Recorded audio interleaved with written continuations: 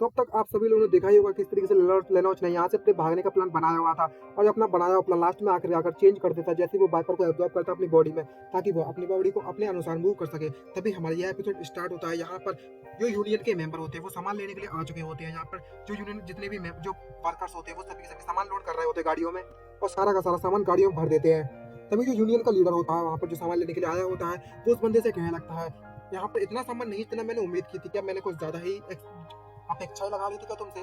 और जो सामने वाला बंदा होता है जो सामान दे रहा होता है कंपनी का वर्कर, वो उससे माफी मांगने लगता है। और तभी यूनियन का जो लीडर उससे कहने लगता है, तुम अपने आप को समझते हो क्या, तुम्हें क्या लगता है कि जो फैक्ट्री को चला रहा है वो कौन है। और तभी यूनियन लीडर उससे कहने लगता है कि हमारे जो यहाँ पर काम करने के वर्कर्स को भेजने की जो संख्या है वो कम करनी पड़ रही है ह्यूमन राइट्स के कारण। हम लोग इतनी मेहनत करने में लगे हुए हैं यहाँ पर बंदों को भेजने में, तो तुम्हें नहीं लगता कि तुम्हें थोड़ी सिंसियरिटी दिखानी चाहिए हमारे ऊपर भी। और ये सुनने के बाद वो बंदा उससे माफी मांगने लगता है और कहने लगता है, हाँ जी बॉस, हम जरूर अच्छे से काम करेंगे आगे चलकर। और दूसरा बंदा ये सब देख रहा होता है हमारे टेबल पर बैठकर, जो कि नोट कर रहा है कितना सामान चढ़ चुका है गाड़ियों में। और तभी गालियां देने के लगता है, इन कमीनों को देखो तो सही, आखिरकार वो अपने आप को समझते क्या है। तभी हमें लेनौज को दिखाया जाता है जो कि उसे अप्रोच करता है, उस बंदे को, टकले को, उस बाल्टी को, और कहने लगता है, जरा सुनिए जरा। तभी बंदा कहता है, अब तुम्हें क्या हुआ, अभी तुम यहाँ पर क्यों आ चुके हो, मुझसे क्या बात काम है तुम्हें। तभी लेनौज उसके पास आता है बाल्टी को, उससे कहने लगता है, मैं यहाँ पर अपने बॉस का काम मतलब डायरेक्टर के लिए कुछ सामान लेकर आया था जो उन्होंने मंगाया होता, लेकिन डायरेक्टर का जो रूम है वो लॉक है, क्या आप चलकर उस रूम को खोल सकते हो मेरे लिए। तभी ये सुनने के बाद बाल्टी भड़क जाता है और उससे कहने लगता है, तुम्हें दिखता नहीं है कि मैं कितना ज्यादा बिजी हूँ, आखिरकार तुम क्या लेकर आए हो उनके लिए। तभी जो लेना चाहता है उससे कहने लगता है, इसमें कुछ ऐसा सामान है जो कहते हैं वाइपर कहते हैं शायद। जैसे ही वो सुनने लगता है उससे गाली देते कहने लगता है, अच्छा ठीक है जल्दी चल, भी कमीने कहीं के इस गलत समय पर ही सारे के सारे काम रखे रहते हैं। और ये वाकई में बहुत ज्यादा अनोइंग है। और चाबी उठाता है और चलने लगता है और कहता है, लेना तुम भी मुझे फॉलो करो। और वो बाल्टी उस पर भड़क रहा होता है, उससे कहने लगता है, आखिरकार खुद को देखो तो सही, मैं इतना ज्यादा बिजी हूँ और कौन कहता है तुम्हें इस समय पर यह सामान भेजने के लिए। और लिनोस को गाली देता है और कहने लगता है, तुम जल्दी तेज चल थोड़ी बे। और गाली देते हुए लिनोस से फिर से कहता है कि आखिर तुम जैसे कमजोर बंदे को ही क्यों कहा है काम करने के लिए। और जहाँ पर लिनोस की हालत बहुत ज्यादा खराब हो रखी होती है। तभी बाल्टी से लिनोस से कहता है, आखिरकार इस जैसे नल्ला बंदा ढूंढा ही कहाँ से हम लोगों ने। और जैसे ही वो उस दरवाजे को खोल लगता है, पीछे मुड़कर देखता है और उससे कहता है, जल्दी से उस सामान को अंदर रखो और बाहर आ जाओ। लेकिन जो लेनोच होता है वो पीछे अपने हाथ में अपने माना को इकट्ठा करने लगता है और जहाँ जिसके कारण उसकी जो इलेक्ट्रिसिटी है वो पैदा होना स्टार्ट हो जाती है उसके हाथों में। और जैसे ही वो बंदा वह देखता है वो सरप्राइज होता है। लेकिन जो लेनोच होता है वो जितना फास्ट हो सके उतना उस अपनी बिजली पावर से, मतलब लाइटनिंग पावर से, उस पर टेक कर देता है, जिसके कारण उसको बहुत ज्यादा जोरों से शौक लगते हैं। जैसे उसकी गर्दन पकड़ता है अपने हाथों से लेनोच, और लेनोच भी अपने उस कमजोर सी बॉडी के कारण उसे थोड़ा महसूस हो रहा होता है दर्द, लेकिन फिर भी वो उस बंदे को फुल पावर से अपने हाथों से पकड़ लेता है और शौक देता है जोर से, जिसके कारण उसकी दिमाग की भुर्जी बन जाती है। और लेनोच को कुछ घंटा फर्क नहीं पड़ रहा था ये देखने के बाद भी, और वो बंदा वहीं पर बेहोश होकर गिर जाता है। तभी लेनोच की एनर्जी तो धीरे धीरे करके खत्म होना स्टार्ट होने लगती है और वो लगता है आखिरकार मैंने ये कर ही डाला। और उस चाबी को उठाता है और उस चाबी को देखकर कहने लगता है, क्या ये चाबी कार की चाबी है। और उस रूम को सर्च करना चालू कर देता है और कहने लगता है कि आखिरकार उस बंदे ने वाइपर को कहाँ छुपा कर रखा हुआ है। और जैसे ही उस रूम को सर्च मारता है तो देखता है कि उस रूम में से बहुत ज्यादा स्मेल आ रही होती है गंदी सी। और जैसे जैसे सर्च करता है तो एक ड्रॉवर में देखता है वहां पर गन पड़ी हुई है और वहां पर एक सूट निकाल लेता है, मतलब एक जैकेट निकाल लेता है पहनने के लिए लेनोज। और जैसे ही सर्च मारता है तो उसे वाइपर मिल जाता है और वाइपर को देखने के बाद पता तो खुश हो जाता है और सोफे पर बैठकर सोचने लगता है और कहने लगता है, मुझे पता था जो वाइपर है वो वाकई में बहुत इनक्रेडिबल आइटम है। अगर मैं इसे एक बार एब्जॉर्ब कर लेता हूँ तो मेरी पेन जो बॉडी का दर्द है और जो थकावट है वो पूरी तरीके से गायब हो जाती है।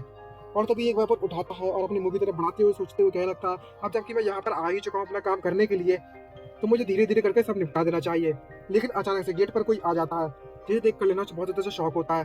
तभी जो बॉस होता है सुपरवाइजर वहां पर आ जाता है और कहने लगता है कि इसमें तो मुझे वाइपर की स्मेल क्यों आने में लगी हुई है, यहाँ पर चल क्या रहा है।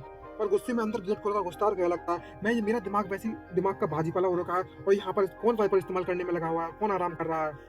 और देखता है अंदर पूरी तरीके से अंधेरा अंधेरा हुआ आता है। जैसे नीचे देखता है वो बॉस एकदम से शॉक उठता है, देखता है कि उसका एक बंदा नीचे पड़ा हुआ है और उसके पसीने पसीने छूटने लगते हैं। दूसरे में लेनोज को दिखाया जाता है जो कि उस बॉस को देखते देखते बढ़ने लगता है और अपनी अपने माना को अपने हाथों में फिर से इकट्ठा करने लगता है उसको अटैक करने के लिए।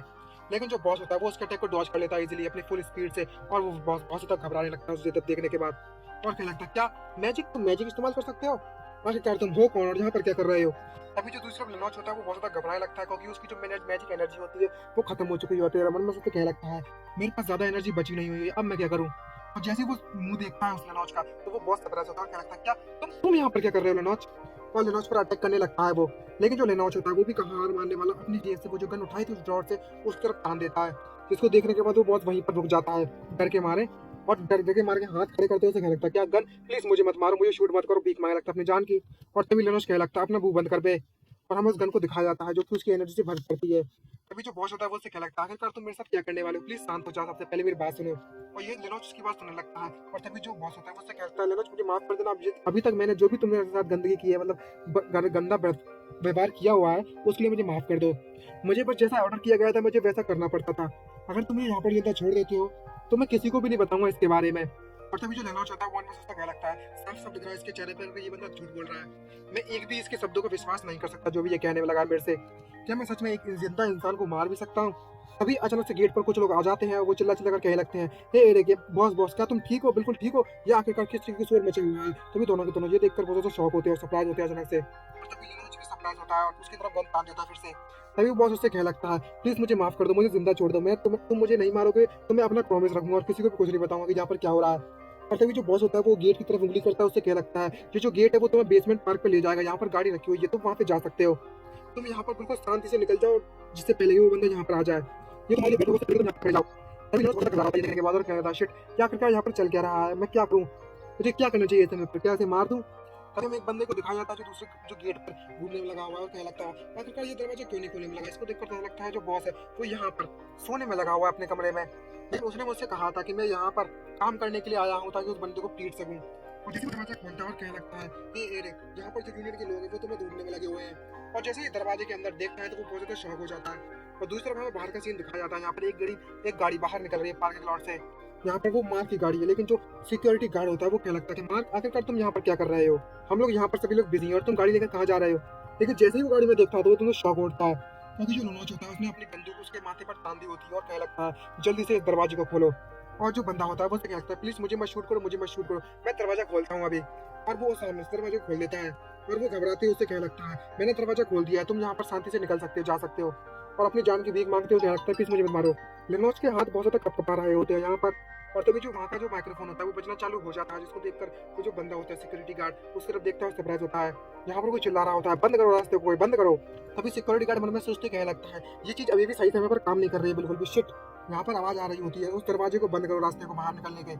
वहाँ पर जो माइक्रोफोन मतलब वॉकी टॉकी में बोल रहा होता है, रास्ते को बंद करो, कोई भी यहाँ से निकल ना पाए। और जो बंदा वहाँ पर घुसा हुआ होता है, वहाँ पर कमरे में आया होता है, वो देखता है कि यहाँ पर दोनों की डेड बॉडीज पड़ी हुई है, किसी ने उन्हें मार दिया है।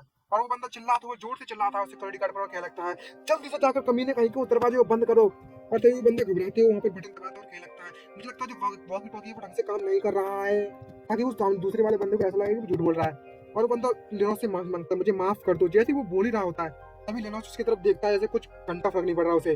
और लेनोच उससे कहने लगता है, अगर मैंने तुम्हें यहाँ पर जिंदा छोड़ दिया तो तुम मेरे लिए परेशानी खड़ी करोगे बहुत ज्यादा। और वो बंदा अपनी भीख मांगने लगता है जान के और चिल्लाने लगता है, रुको रुको रुको, मुझे मत शूट करो प्लीज। और लेनोच होता है वहीं पर उसको शूट कर देता है और उसके माथे को पूरा उड़ा देता है। और वो जो सिक्योरिटी गार्ड है वो वहीं पर मर जाता है ऑन द स्पॉट। और जो लेनोच उस गाड़ी को लेकर आगे निकल जाता है। और जो लेनोच होता है वो कहने लगता है, जो मेरी हाई मेंटल स्ट्रेंथ है और लेवल हेडनेस है और रैशनैलिटी है वो पूरी तरीके से बदल चुकी है इस कैरेक्टर के कारण। और ये सब होने के कारण मुझे बिल्कुल भी गिल्टी और बिल्कुल भी बेकार महसूस नहीं हो रहा। इतना सब करने के बाद भी मैं बिल्कुल शांत हूँ। और जैसे जैसे वो आगे बढ़ने लगता है गाड़ी को लेकर, सामने देखता है कि एक और दरवाजा वहाँ पर बना हुआ है और अपनी स्पीड को बढ़ा देता है और कहने लगता है, घंटा फर्क नहीं पड़ता कि क्या चल रहा है, मैं इसको अभी तोड़कर निकल जाता हूँ। और वो उसे ठोक देता है सीधे और उस गाड़ी से निकल जाता है, आजाद हो जाता है उस कंपनी से। और मन में सोचते कहने लगता है, वह लेवल 100 जहाँ पर एक्सट्रीम सिचुएशन में बहुत ज्यादा ग्रो होती है और मेरा माइंड जितना हो सके उतना ज्यादा शांत रहता है, चाहे मैं कुछ भी करूँ। आखिरकार मैं इस जेल से भागने में कामयाब रहा। इसमें कोई भी शक वाली बात नहीं है कि यह जो मेरी एबिलिटी है वो मैजिक का टैलेंट है। इसका मतलब मेरा जो मैजिक टैलेंट है वो जाग उठा है और यहाँ पर टेलिनोज की जो फ्रीडम है वो उसे मिल चुकी है। और वो उस जेल से मतलब उस कंपनी से जहाँ से कोई बच के नहीं निकल सकता था, सब लोग उसे गाली मारा पीटा करते थे, बुरा कहा करते थे, बुरा बोला, वो आजाद हो चुका है। और इसी फ्रीडम के साथ हमारा ये एपिसोड खत्म होता है। आई होप आपको ये वीडियो अच्छी लगी तो लाइक सब्सक्राइब करना मत भूलिएगा और कमेंट करके जरूर बताना कि क्या चाहते हैं आप लोग इस सीरीज के साथ। तो आज के लिए इतना ही, बाय बाय।